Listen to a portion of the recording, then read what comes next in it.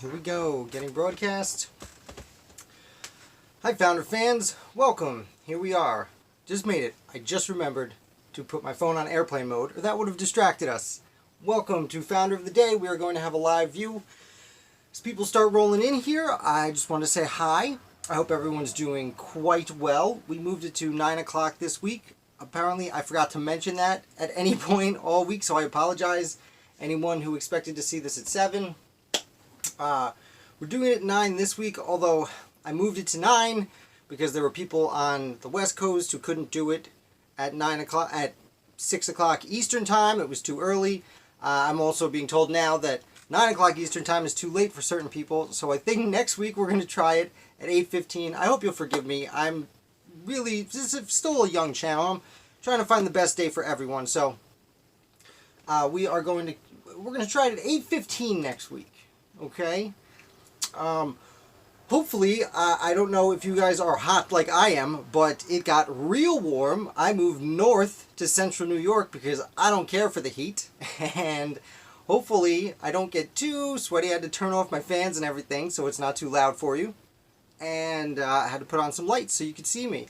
I'm certainly suffering. Hi, TJ. Welcome. Welcome. I don't know if you caught it. I am probably going to do this at 8:15 next week, if that's okay for you. You're my West Coast go-to questionnaire, if you will, TJ. So if on the West Coast, what time is it now? It's was it 3 hours past? It's about 6 o'clock there. So would 5:15 Pacific be acceptable for you? Let me know. I was contacted today by Matthew, who... Hi Matthew, I hope you're watching. In hindsight, I apologize that I didn't make it clear in the first place that I was going to be doing this at 9 Eastern, and I understand it's a little late. I'm trying to find the best time for everyone, so maybe let me know if 8:15 Eastern Time is going to be good for everyone from there on out. I appreciate that. It's good? Alright TJ, then yeah, next week we'll do it at 8:15. Thank you so much for letting me know, and thank you for tuning in. And I'm sorry if I start turning red halfway through, because it's 90 degrees here, and it's awful. But with that being said, let's talk about some American founders. And let's start with... I do want to note, so this is the first time I'm doing a full week on a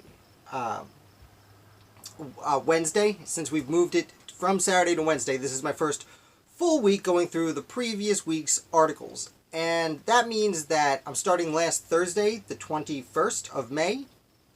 And then theoretically I should go Thursday, Friday, Saturday, Sunday in that order. But I do Federalist Fridays, and to jump from a founder to Federalist and then back, I'm actually going to take Friday and put it at the end. I like keeping it at the end. I feel like the Federalist is a nice way to kind of sum up the conversation. So, that being said, we are going to start with Buford.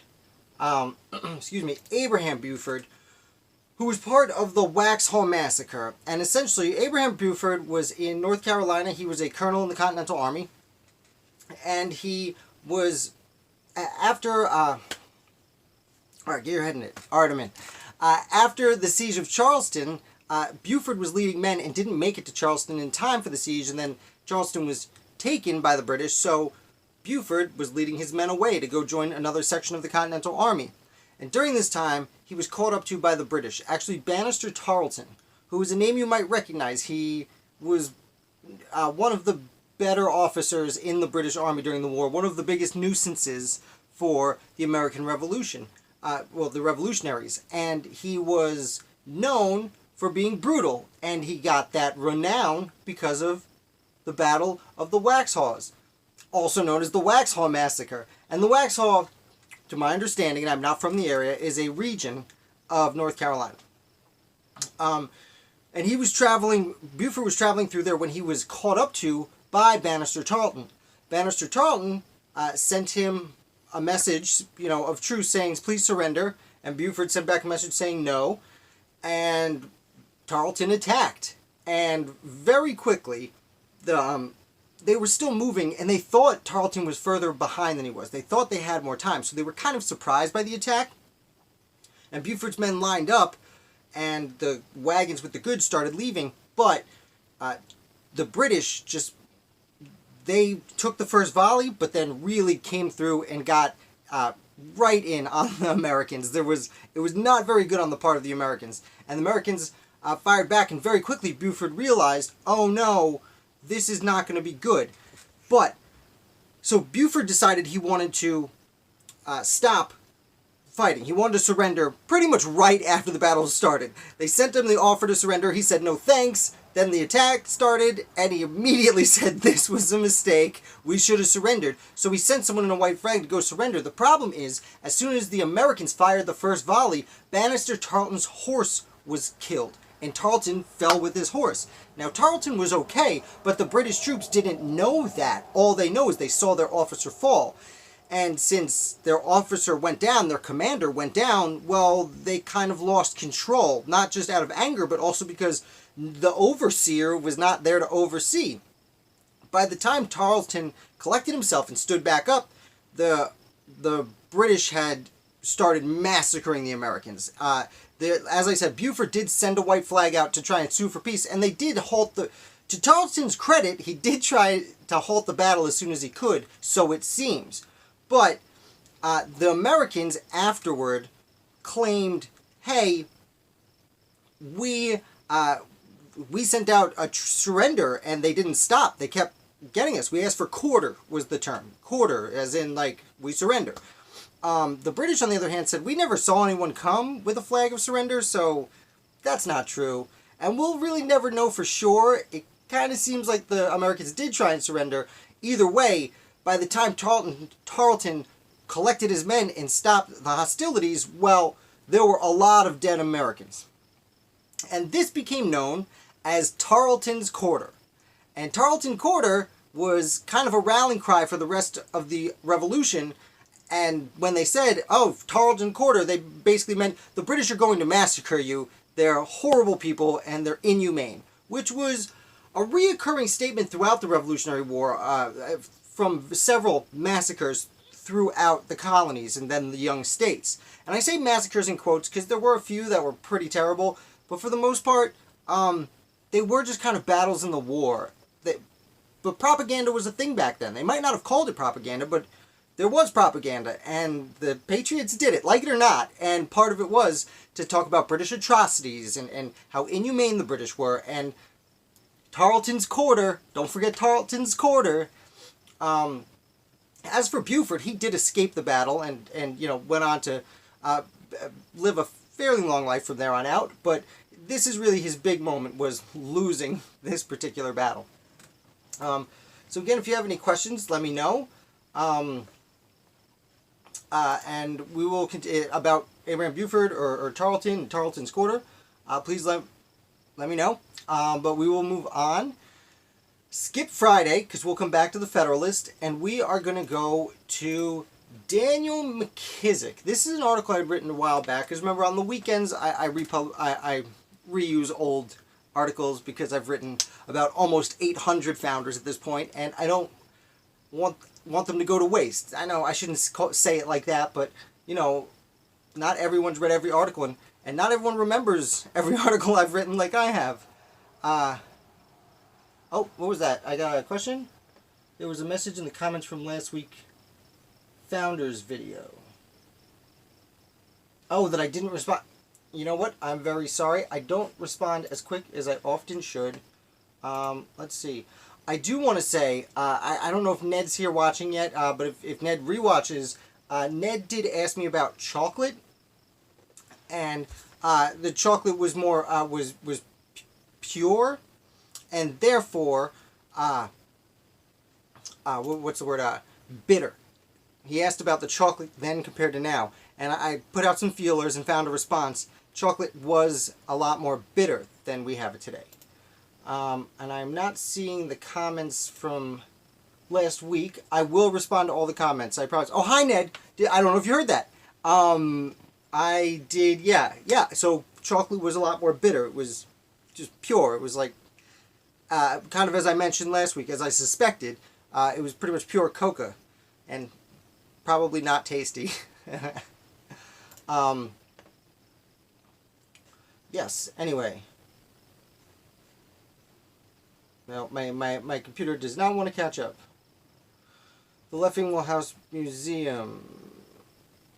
If you are interested in founders, North Connecticut. Oh, interesting. Oh, about Christopher Leffingwell. Well, thank you for pointing that out. I am still forming my habits when it comes to using YouTube as social media. I took me a while to get better at Facebook, and then a while to get better at Twitter. I'm still working on Instagram, and I always forget that YouTube is social media also, and people comment there, and I appreciate all of it. Like, I can't even explain how much I appreciate it. But I need to develop a better routine. So I apologize to you and Mr. Phillips. I will definitely contact you about the Leffingwell House Museum, for sure. And TJ, thank you so much for pointing that out. Let's get back to it. As I was saying, some of my old articles I publish, and sometimes I even forget about people I did. And I published an article about Daniel McKissick. Daniel McKissick is basically a nobody. I stumbled onto his name reading a different article about someone totally irrelevant, and as I'm wont to do, I had to know about this guy. This is why I started Founder of the Day, is because this is what I was doing in my free time. Anyway, and Daniel McKissick was just a soldier in the militia in North Carolina, or from North Carolina, in the North Carolina militia, and he went to Ramsers Mill. Okay, there was the Battle of Ramsers Mill on the North Carolina frontier, and he was in it, and he was wounded. He was shot in the arm, and he's like, I gotta get out of here. I'm hurt, and he starts to leave. And as he's leaving, a band of loyalists. A loyalist militia, because remember, there was the Continental Army, and then there were the state militias. There was also the British Army and colonial militias of loyalists who sided. So McKissick's wounded and he's leaving, but another band of militia are coming to join the battle that's already taking place, and they stumble onto this wounded McKissick, and they're like, okay, technically we're getting into a battle. This is the first enemy in a battle. Let's kill him. And one of his neighbors, a man named Abram Keener, said, no, I know this guy, I know his family. Let's just take him as a prisoner and go back to the battle. And first of all, this is a reminder that the American Revolution was very much a civil war. You often hear when people talk about the American Civil War, how it's brother against brother and neighbor against neighbor and father against son. The American Revolution was very much that. In a way, more so, because this American Civil War was primarily North versus South. Of course, there were people in families that split and took different sides, but the American Revolution was literally like, I could decide to be a patriot, and the person next door, or my father, or brother, could say, no, we're loyal to the king, what are you doing?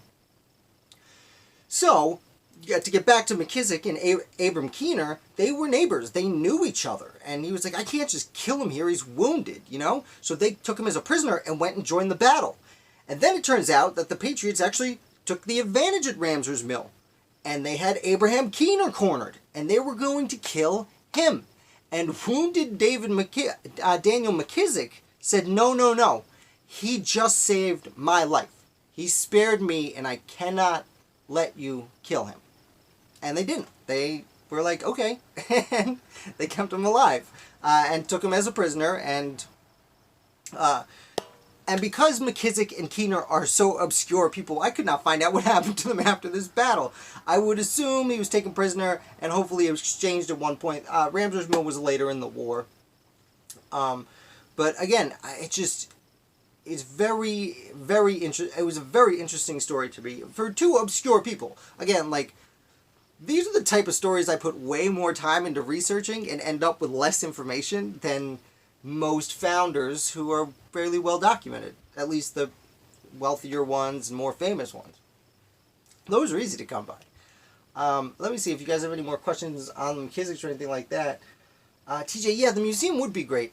I've reached out to a few museums in the past. I was going to, right about now, be going to several. I live in upstate New York, and I was going to go to Albany, New York, where there's several museums that I've made some friends with. And I was going to go to Portsmouth, New Hampshire this summer. And in both places, I was going to go into a few museums and contact the people there and see if I could do interviews for the channel and have I didn't know what I was going to call it, but basically lesser known cities for the American Revolution. Like, everyone goes to New York and Boston, Philly. Like, clearly those are revolutionary cities, but like Albany, New York, Lancaster, Pennsylvania, Portsmouth, New Hampshire. These were extraordinarily important cities during the American Revolution, and they don't get a lot of credit. And I like going there. And I was going to see, if I could do interviews and things like that. If that's something you're interested in, definitely let me know. Even if you're not, I'm probably going to be doing it anyway once the plague dissipates, I suppose. Anyway. Let's get back to it. Monday. Okay, Monday was Memorial Day. So I did a fun study, as I like to call them, which is basically like a clickbait list article. Sorry, but the truth hurts. Every once in a while I do them because they're fun for me. And I think they're fun for people to read. And generally they get the most clicks. I had like 200 readers on this article. I usually get like 60 to 70 per article. So, I do it sometimes. Deal with it. I clicked on the wrong one. But, it actually has the same title as last year. Founders Who Fell, 6 Revolutionaries to Remember This Memorial Day, 2020. I have the links to all of these articles I'm discussing in the description below. If you want to read last year's 6 founders we were supposed to remember, click on the article down below and there's a link right to it there. But I'm going to go through these guys real brief. Francis Mallory's last stand at Waters Creek. A gentleman who, and again, Memorial Day as opposed to Veterans Day is people who died in war. So these are, none of the people I'm about to talk about have a happy ending. I'm sorry.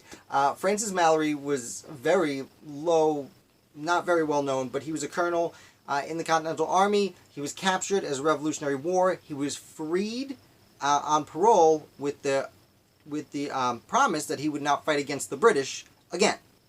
And he went and immediately started fighting against the British. Shortly thereafter, at the Battle of Waters Creek, some of the officers who had pardoned him saw him fighting and recognized him, and he was targeted and brutally destroyed because of that.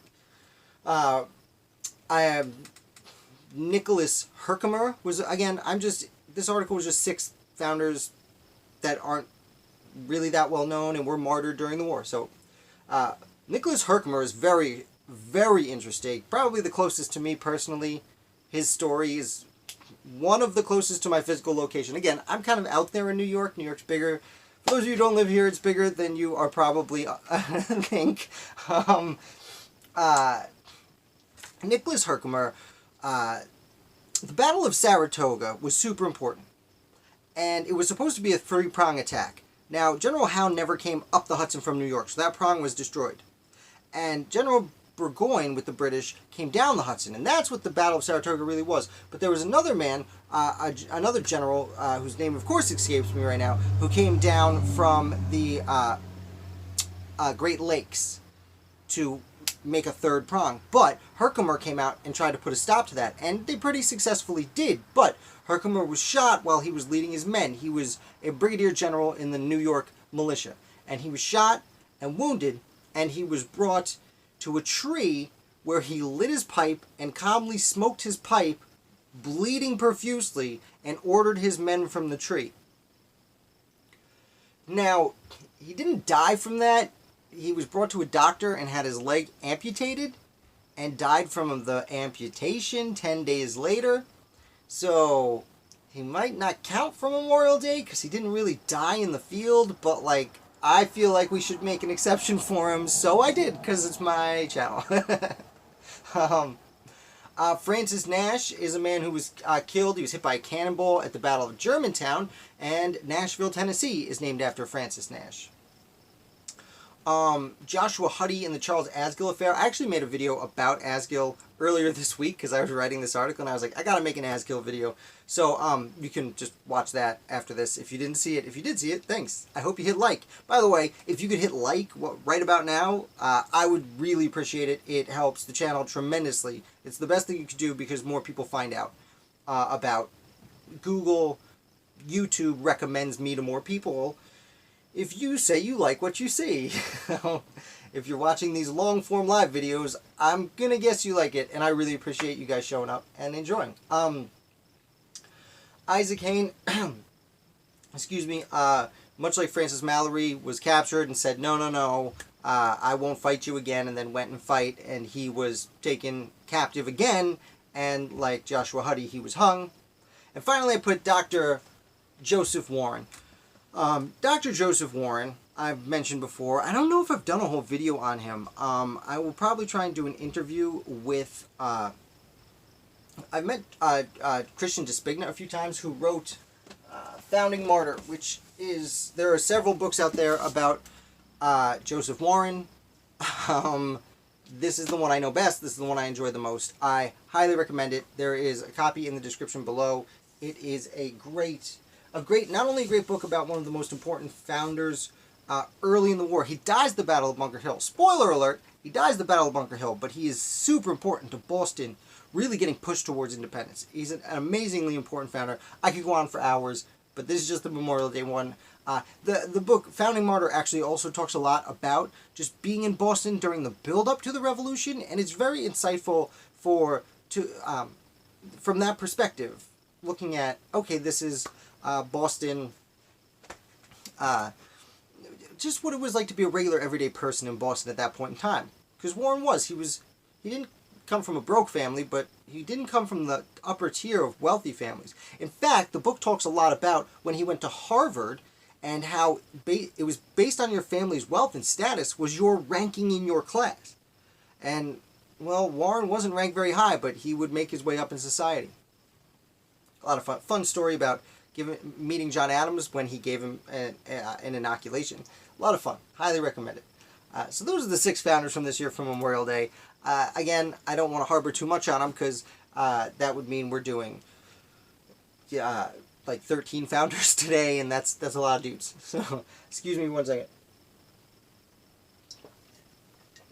As I said a few weeks ago, I need to drink a little water, and it's so hot. I'm sure I'm turning red.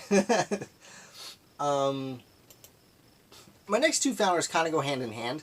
I wrote about one and then wrote about the other one because they go hand in hand.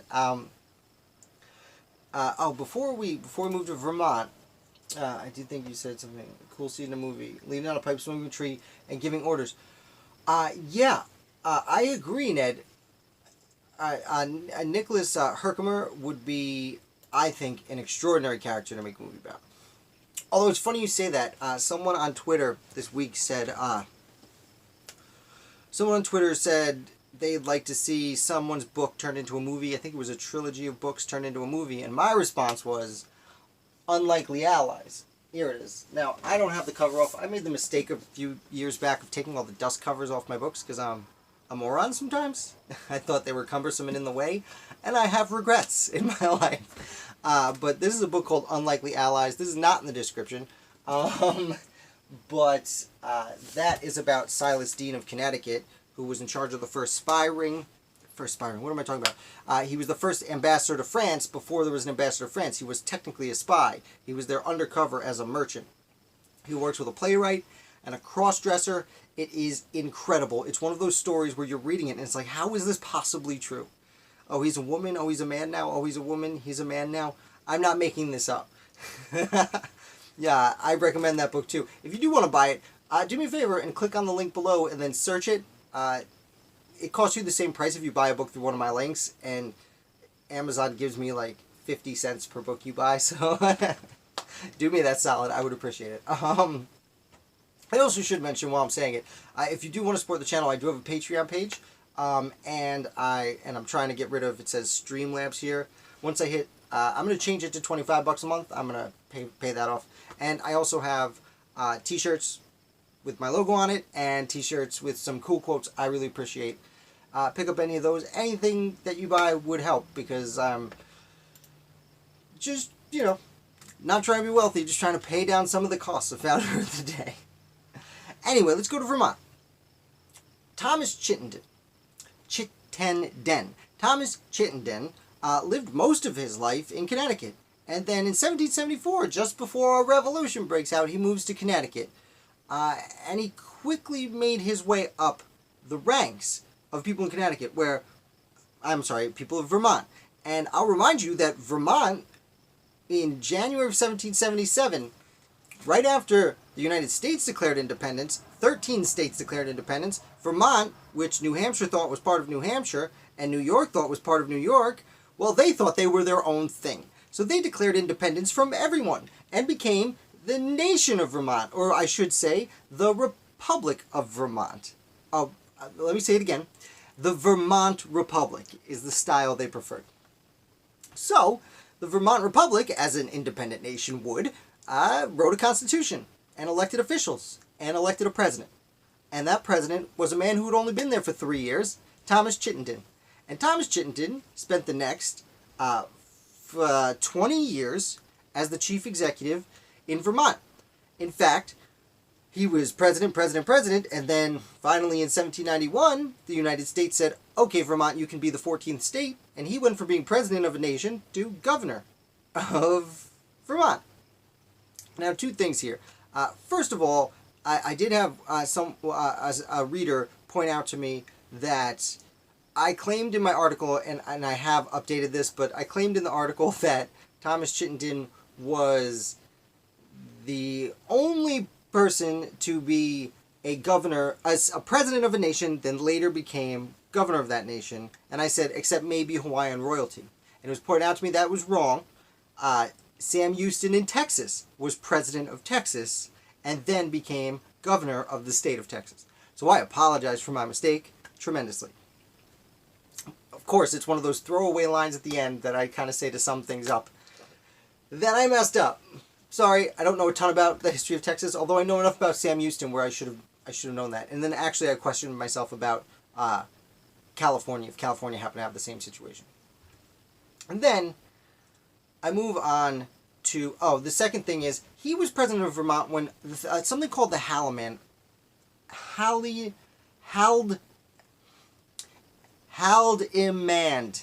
H-A-L-D, Hald, I-M-A-N-D, man. Haldimand. The two D's get me. The Haldimand affair broke out. And the Haldimand affair was essentially the Secretary of State for the colonies in England was working through the Royal Governor of Quebec. And Quebec borders Vermont. The Royal Governor of Quebec contacted the leaders of Vermont, which include not just Thomas Chittenden, but Ethan Allen and Ethan's brother Ira Allen, who was also a very important leader. These are some of the most important leaders of Vermont while it was a nation. And they basically said, hey, would you like to join Britain as a colony? I know, you're not going to make it as an independent nation. And Vermont knew this. Vermont contacted the Continental Congress and said, can we just be a state, please? And the Continental Congress said no. So Vermont said, okay, we're going to be our own nation. And then they contacted the Continental Congress and said, if you want us to join you as a state, we'll just stop being a nation and we'll join you. The Continental Congress said no, because they didn't want New York and New Hampshire to get in a fight while they're trying to fight this Revolutionary War that's going on. Can't have that happen. So,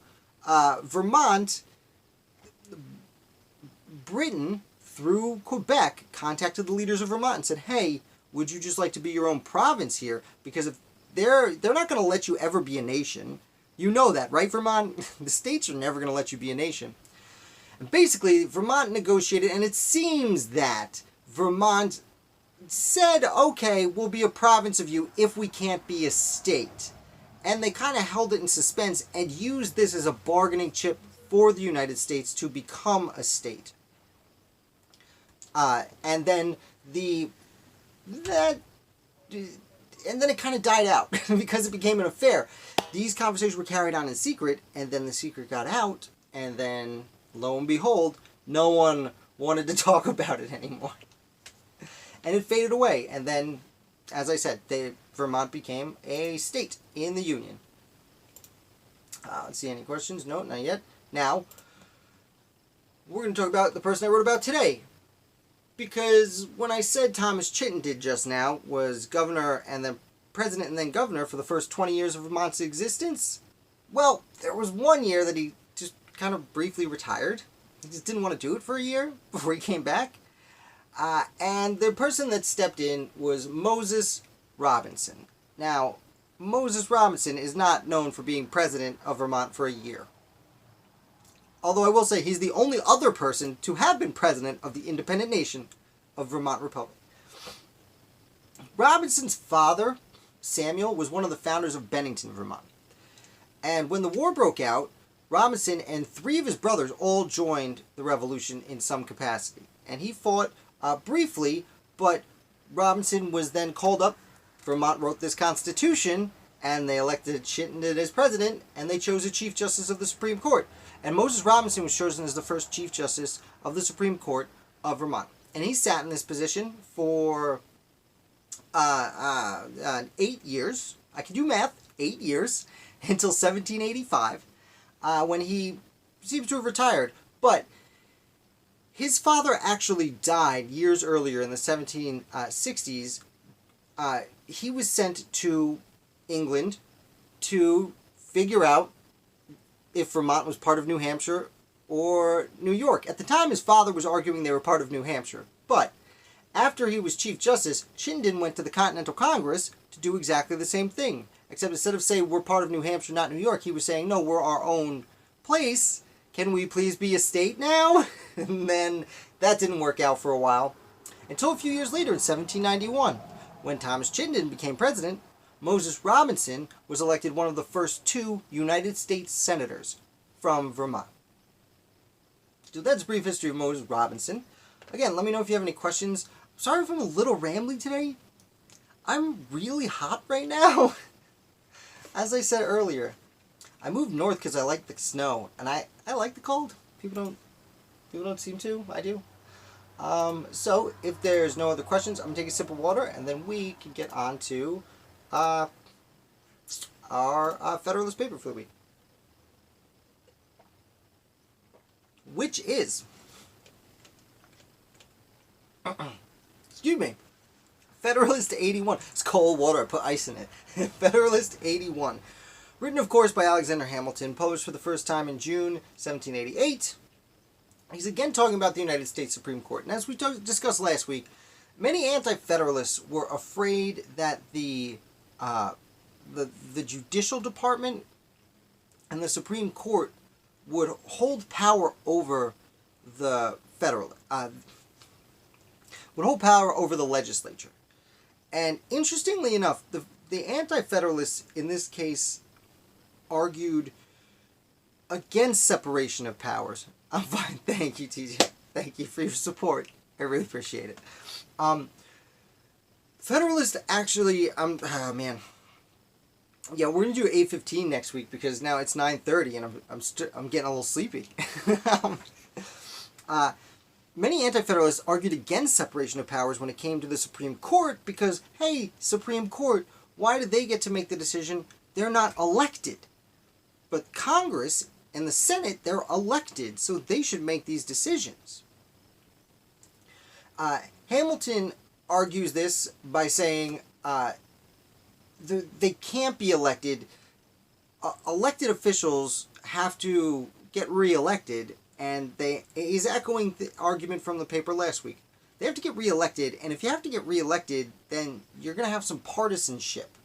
So you need to have these unelected officials who are there for life so they can be unpartisan. They can just do it by the book, so to speak. They won't have to worry about getting reelected. And furthermore, they don't have to... the people in Congress are making these laws. So Congress can't determine if the laws they just made are constitutional. They're going to assume they are because they made them. So you need an outside organization to look from a distance and see. Furthermore, Hamilton points out that the Supreme Court is basically an appellate court. And in legal mumbo-jumbo, jargon, mumbo-jumbo, in legal jargon, an appellate court is when you have appeals. So most cases, except those that are involving international affairs, most cases, especially regarding the Constitution, are not just going to go directly to the Supreme Court. They're going to start at lower levels and make their way up to the Supreme Court.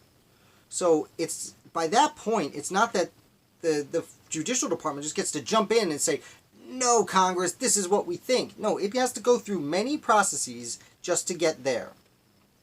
Furthermore, Hamilton talks a little bit, about inferior courts, because the Constitution says that the Congress can, what is the quote?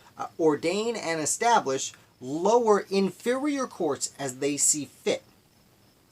Some anti-federalists said, but we already have state courts in place. Why would we need these lower courts? And Hamilton's argument is, well, we can't have a state court make decisions that affect the entire country because there are local biases. And what you might want in Georgia is not necessarily what someone wants in New Hampshire. So these cases have to be made by federal judges so that it is uniform throughout. So that's a quick,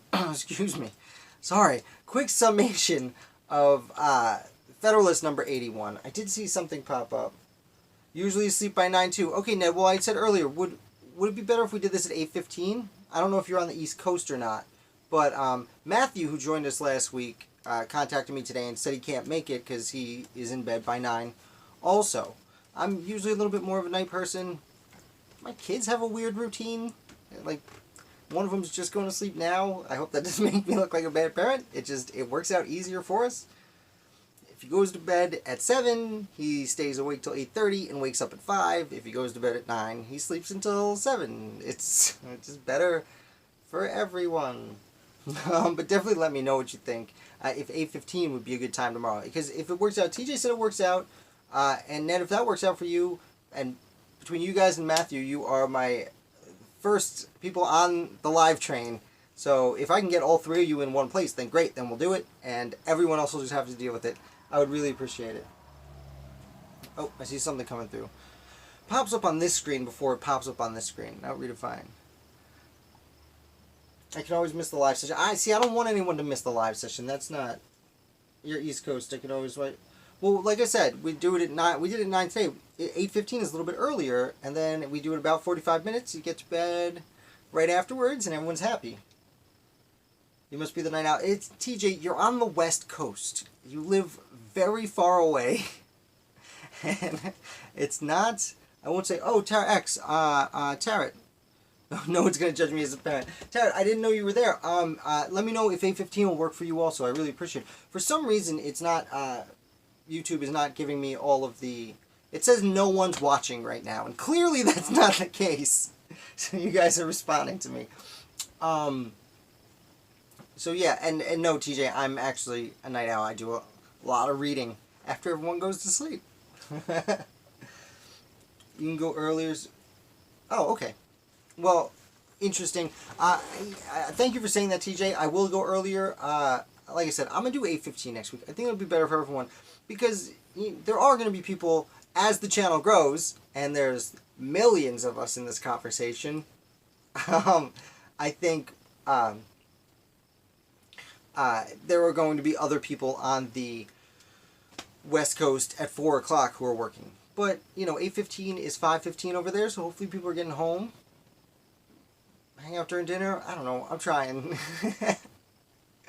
I apologize if my game's a little off this week. Like I said, 90 degrees is not supposed to happen in central New York.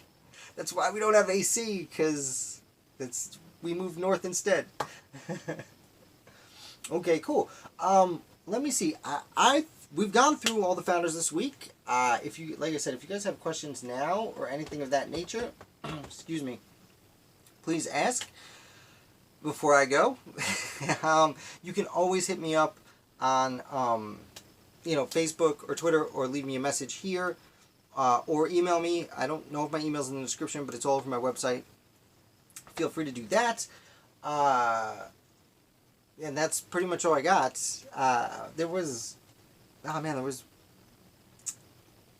Yeah, 9 o'clock is too late. We've learned something today. 9 o'clock is still a little too late. Right about now is usually when I'm finishing my article. Publishing my article for the next day and setting up my email to go out and everything. And then turning off to watch TV or read a book or something for a while.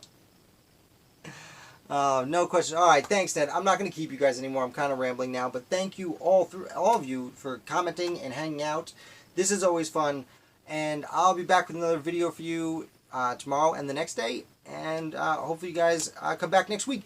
If you've not hit the notification bell, that's what I wanted to say. If you've not hit the notification bell, hit the notification bell to be alerted when I come on. Although you guys seem to be good about it. Cool. If you no heat for me, they're 75 and perfect. Oh, I'm so jealous. Alright guys, I'm going to leave this week. Thank you again so much. I appreciate all your support and all your participation. I will see you with a regular founder tomorrow. And I always forget to set it up to end it. Okay. Goodbye.